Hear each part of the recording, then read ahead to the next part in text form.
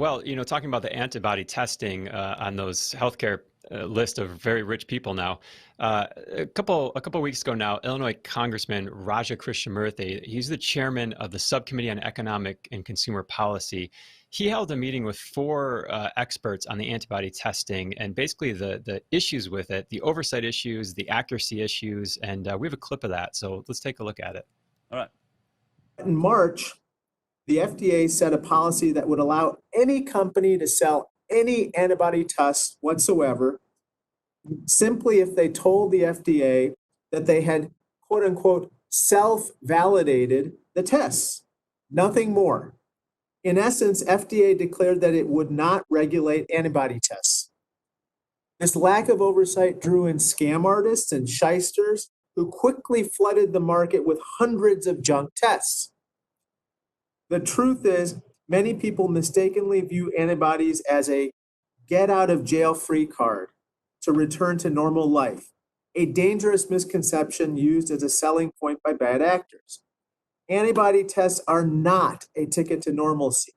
A lot of the tests simply don't work that well. Even tests meeting FDA's standards can be false more than half of the time, especially if the prevalence of COVID-19 in the surrounding population is low. And even with a true positive, scientists are not sure even what that means. I love that last line. Even with a true positive, scientists don't know what that means. I think that encapsulates the entire thing, doesn't it, Jeffrey?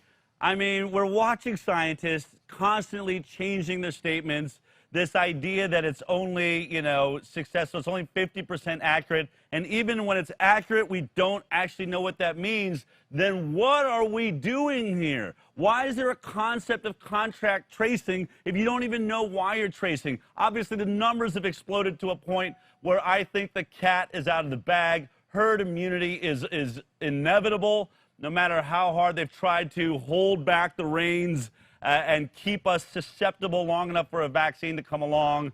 I don't think that's going to work, but this is incredible, right? The shysters, he calls them. The FDA just allowed shysters to throw all of these antibiotic tests onto the market without any proof that they worked. And then the ones that do work, we wouldn't even know what to do with anyway. At what point, Jeffrey, are we just going to say enough, okay? You don't know what you're doing. And this looks like it's going to turn out to be, a bad cold season. Can we all move on? Outrageous. What was the reaction to his statements? Well, the FDA allowed these testing companies to self-certify, and I always made the joke with this when we see this come up over and over again with a lot of different topics. We always go back to the 737 MAX, the Boeing. They allowed self-certification, and the planes were dropping out of the skies. So once they changed this, now it took almost 2 months for them, the FDA, to change this to an emergency use authorization in which they'd have to apply to the FDA and have the test tested by the FDA. So once they changed that, 50 tests dropped out of the market so far. Many of them were from China.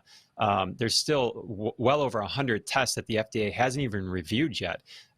60 Minutes, an investigation, they found that that there's Laredo, Texas, received some of those Chinese tests and had false counting early on with their testing.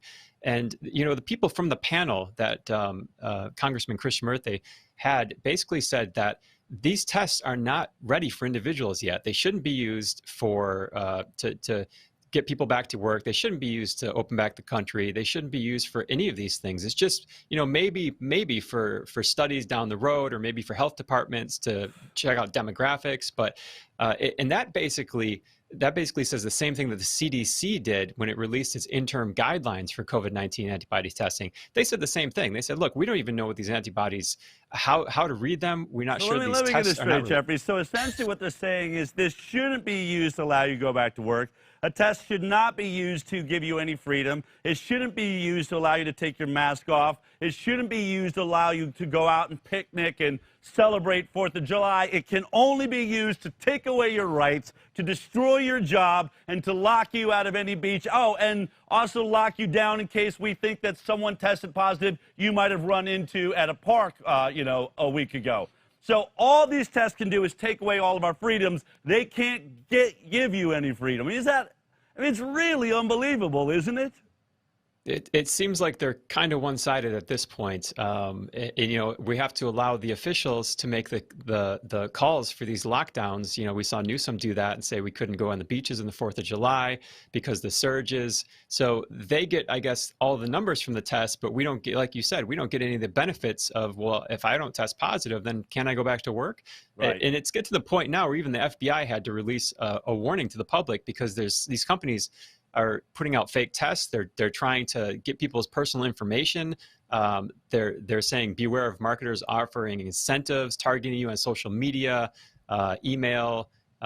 Basically, if someone offers you a test without expressing it through your doctor, that's a big issue now. So this has become kind of just open season with the fraud on these testing. And what happens when they send out, you know, their social distancing or contact tracing army? We're hearing discussions of maybe, you know, people just out of college. This would be a great way to make money. These people, an army of kids showing up at your door, saying you've been contact traced. I mean, all of this seems like it.